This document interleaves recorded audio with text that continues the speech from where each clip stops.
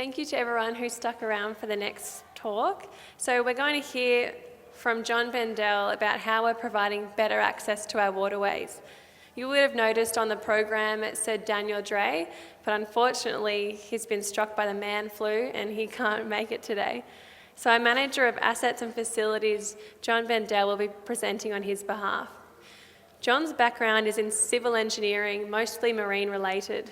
He has worked on the construction of port facilities, coal outloading facilities, and for various port authorities. In particular, he worked with the supervision team on the construction of the Seaway. That was a construction project between 1983 and 1986. So he knows the Seaway and the sand bypass system back to front. So any question he'll be able to answer. Hear how GCWA's most recent works will benefit the marine industry, including our world-class Coomera Dredge Sediment Management Facility. I'll get you up here, John, to take over.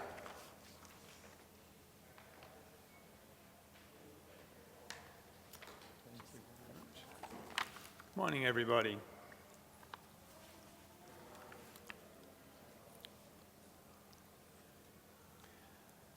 Okay, so what's the Gold Coast famous for? Yeah, we know it's the beaches. Everyone around the world knows the beaches and probably knows more about our beaches than anything else. We do have amazing beaches, no doubt about that. But in saying that, our waterways are just as beautiful, and we should be known as the Waterways City. And that's what the Gold Coast Waterways Authority is trying to do, is promote those waterways as much as we can.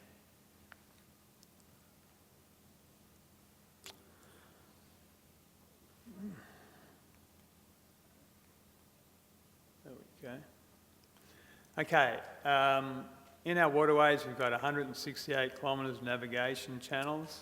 We've got 500 kilometres plus of canals.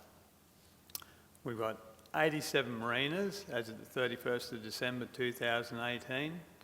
And a marina is defined as a jetty, a pontoon, mooring or berth, or a combination of these that can be used to moor at least 3 watercraft. We have 466 buoy moorings throughout the waterway. We have 28% of recreational vessels. That's about 32,000 when you compare it to the rest of Queensland. We've got 26% of the state's personal watercraft. That's 7,300 jet skis.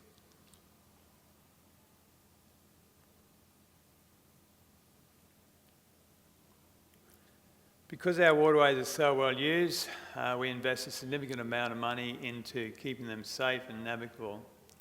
Over half of our upcoming 4-year capital and operational works program is spent on dredging.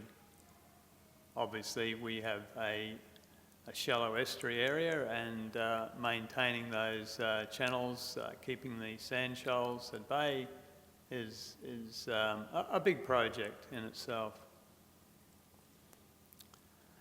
Just under a quarter of that program is being spent on the sand bypass system, and that's higher than usual due to special works that are happening within the next year or so.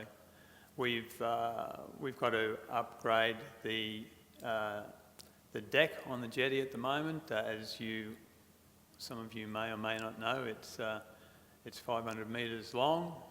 It's a concrete deck, and with contemporary standards changing for safety as far as cranes go, we've got a situation where we now have to upgrade the deck to be able to take cranes in their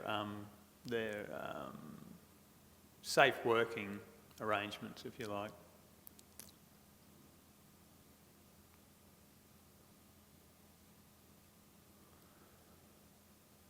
One of our key responsibilities is maintaining safe navigational access from the waterways to the ocean. We do this by maintaining the Seaway Entrance. Over 12,000 commercial and recreational vessels use the Seaway every year, and it plays an extremely important role in the economic growth of the city. The sand bypass system, it was the first of its kind in the world, And there was lots of research and development needed to be done when it was originally constructed. To give you an indication, the jet pumps that we use to extract the sand from the ocean floor were pumps that were originally provided from the United Kingdom, and they were used in coal slurry pits, and that was all very well. But when you bring them out to Australia and you put them in a natural environment, we found that they just were not able to do the job. And the reason for that was that out in the ocean you get all sorts of rubbish, paraphernalia, you name it, that travels along the ocean floor. And the original pumps just weren't designed to cope with that sort of thing. The pumps themselves, they work on what's called the Venturi effect. So in other words, they just use high pressure water, because obviously having any sort of mechanical pumping system down under the water is not the most desirable. So there's a lot of research and development has gone into making that system work, and we are now starting to see more sand bypass systems popping up around the world, and most of them are based on the original concept design that we did back in the 80s. The Tweed River sand bypass system was based on our design, and it's operating quite efficiently as well. I don't know if any of you are very familiar with that, but back in the 60s, the rock walls of the Tweed River were extended. That caused major erosion problems for the southern beaches of the Gold Coast. And back in those days, there were not a lot of knowledge about coastal processes and how it all worked. But we learned quickly after a big problem like that, and the Tweed River sand bypass system, I said, is now based on the system that we put in place back in 1986. It's owned and operated by the Gold Coast Waterways Authority, and we have 3 full-time staff that look after the plant. It's operated during the evenings mostly and on weekends, and the reason for that is that we get cheap electricity, and we choose to operate during those times to keep the costs down. We pump approximately 500,000 cubic metres of sand each year from the southern side of the Seaway over onto South Stradbroke Island. Oops. Okay, so those 2 slides up there just give you a little bit of an indication as to what the bar entrance looked like back in 1983, and by 1986 we had constructed the Seaway and created a much safer entrance. So before the Seaway was built, to get into the ocean you needed to cross a very treacherous bar, and many a vessel came unstuck, unfortunately. The entrance to the river was migrating northwards at about 20 metres per year. So had it continued, the township of Kurrajee on South Stradbroke Island would have eventually disappeared. So the government of the day at the time decided to bite the bullet, spend about $50 million and put the Seaway entrance in. So as I mentioned earlier on, it's been a great economic driver for the Gold Coast. It's provided a much safer access to the ocean, and it continues to do its job to this day, and will continue into the future.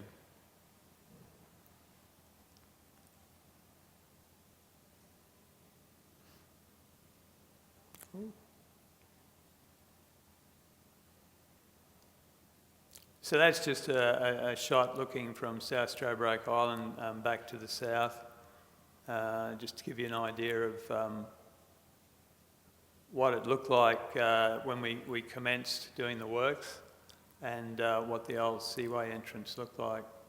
So what we did is we constructed as much of the two walls as we could in the dry. Obviously that cost us a lot less money than having to barge rocks across to the north side. So once the walls were partially built, we then brought dredges in and we dredged out in between the two rock walls, and we finally built the remainder of the northern revetment once we had the old seaway blocked off, and we were able to construct it.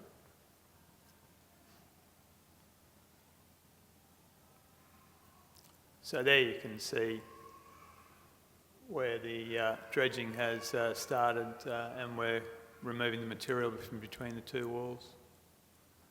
As part of the project, we built Wavebreak Island. That was designed to protect the beaches and the houses at Labrador, mostly from any incoming swell from a cyclone that might come through the entrance. It's designed to be a sacrificial island. It's been sitting there for 30 years now, and we've done a little bit of dredging to replace a little bit of sand along the front of it, but other than that, it sits there doing its job, hopefully waiting for the big day that doesn't come.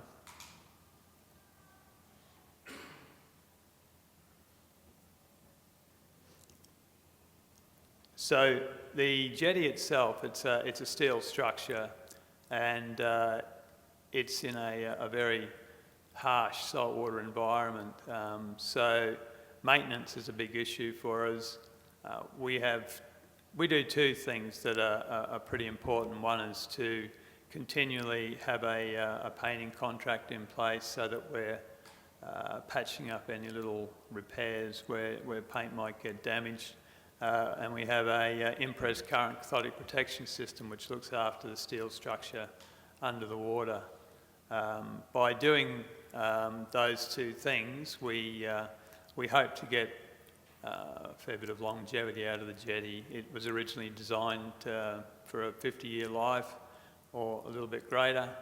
We'd like to think that we'll probably go close to getting 100 years or more if you look at the way that the standard of the jetty as it is at the moment. It's in top order, and I think it'll continue that way as long as we continue to maintain it the way we do. So the running costs, we burn up about $500,000 worth of electricity each year to run the plant. Having said that, when you look at the cost of the alternative, which would be to bring dredges into the seaway and dredge it on a regular basis, you would be paying a whole lot more than the $500,000 a year. Generally, all up, it's around about $2 million operating costs, and as I said, we pump about 500,000 cubic metres of material each year. We're also at the moment undertaking a project to install a ground-mounted solar, and that's to supplement the energy requirements that we have up there. We did look at putting a larger system in, but at this point in time that really just doesn't stack up. I think as technology advances, batteries get better, one day down the track we'll be able to use solar power to do all our pumping, and obviously we'll pump during the day instead of during the night.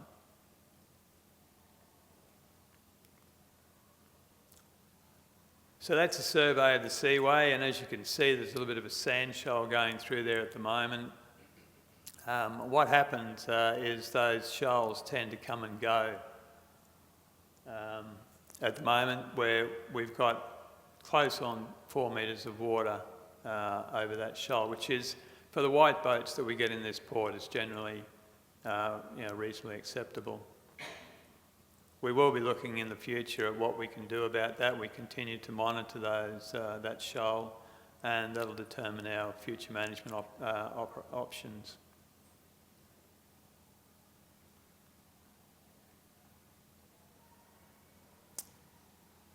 There we have a dredge working in the South Channel, and one of our challenges is to maintain the 168 kilometres of navigation channels.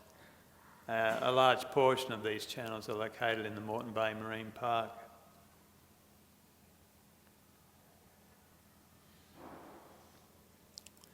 To streamline our dredging program, we have developed a strategic approval framework. This is called the SAM Management Plan. It incorporates an environmental management framework, and it took about 5 years to develop. It involved a whole network of investigations of sediment, seagrass and other environmental values. So instead of getting an approval for every little project that we do, this is basically a blanket approval with certain conditions based on the particular area that we may be dredging.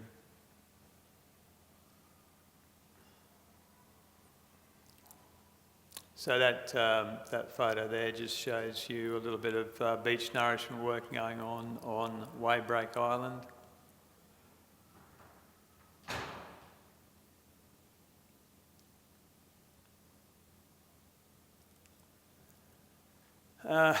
What we do with most of the dredged material is use it for beach nourishment purposes. Where that can't happen, the material quite often gets taken out of the seaway and placed offshore for beach nourishment purposes. So there's a dredge, that's a trailer hopper dredge. It's obviously just come from inshore somewhere.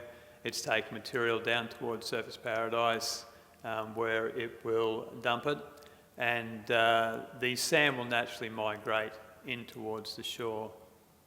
The sand that we pump in the Gold Coast waterways is very clean. We tend to not have an issue with too many fines. You hear stories, and you no doubt all come from areas where it may not be the beautiful sand that we've got here, and finer materials can be an issue. We're pretty lucky in that most of the works we do is pretty clean sand.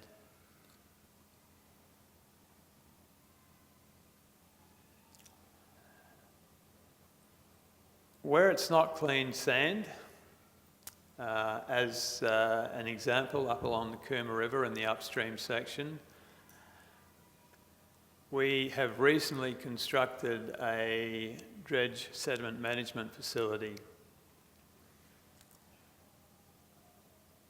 What we'll do there is, where we do have the finer materials, that will be dredged and placed into that pond. It's basically a big settlement pond.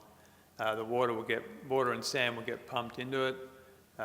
It'll be allowed to settle, and good water will be then drained back off it and put back into Oakey Creek.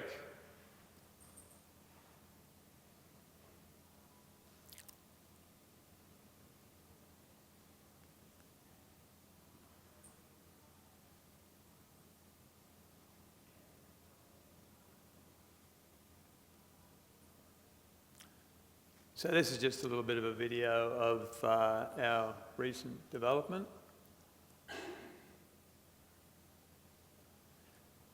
And in fact, I believe the Minister is coming on the 31st hell for the opening, is that correct?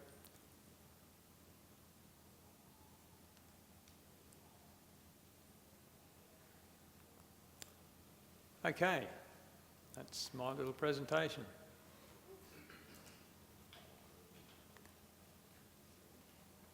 Thanks very much for that, John. With the day's notice, I think he did pretty well, but he definitely knows his stuff. Just wanted to open up to any questions any of you might have about the sand bypass system, dredging, or the new facility. I'll start one. John, you mentioned the Gold Coast today without the sand bypass system in place. Well, thanks for the question, Anne.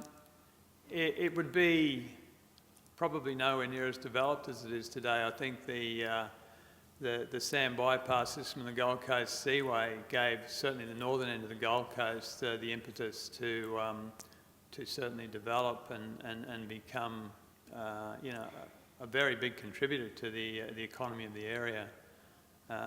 Obviously, it's a whole lot safer than it ever used to be. Probably 95 to 99% of the time, you have no problem accessing the Broadwater. Whereas back in the old days, we'll call it, and from 83 backwards, you would have fishing boats that would be sitting out offshore for sometimes 4 or 5 days, just waiting for the weather to calm down enough for them to safely navigate the bar. So I think it's been a tremendous asset to the area over the years. Yes.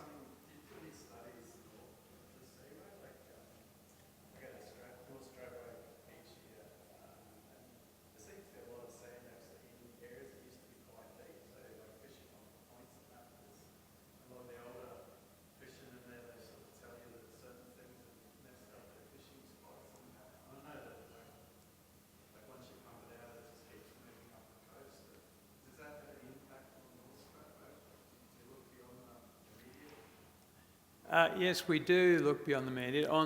You're talking about the inside or the outside?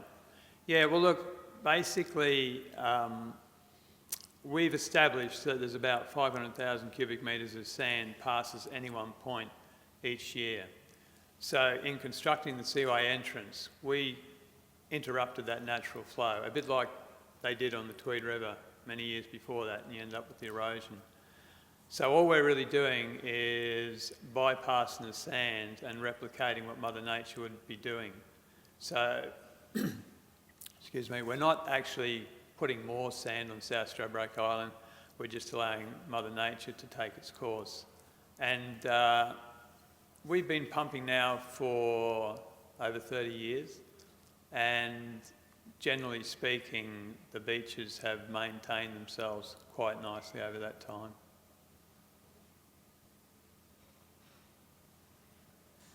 Yes, Mike. How long did it take, seeing the building of the Seaway there, we've got 2 walls in the old Seaway, how long did it take to sort of backfill the north of the Seaway? Oh yeah, well that was interesting. A lot of experts told us we were not going to stop the flow in the old Seaway. So we did dredge out in between the 2 rock walls first, and that took some of the pressure off it. We then had 4 cutter suction dredges working around the clock, pumping sand into the area, and it only took us a matter of 4 weeks, I guess, to actually seal off the old Seaway Entrance, and what they said couldn't be done was done, so it was quite impressive.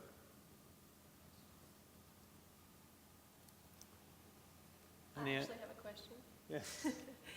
If I was a marina operator, would I be able to use the Dredge sediment facility and hire it out, or if not, let me know? Yeah, the whole idea of putting that dredge management facility up in the Cooma, as you know, there's lots of canals up there. So, yeah, people that own marinas, they could certainly use that management facility.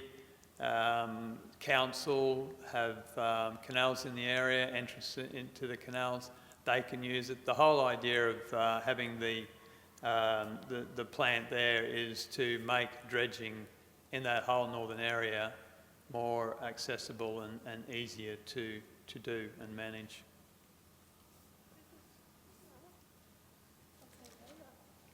Okay. We don't have much more time, so thanks very much to John for that presentation. Now we're going to break for morning tea. We'll give him a round. We'll now break for morning tea until 11 a.m, which is down in the main conference centre. And we'd love to see you back here after that to hear from our resident scientist, Jessica Borner, on how we're planning for population growth. Thank you very much.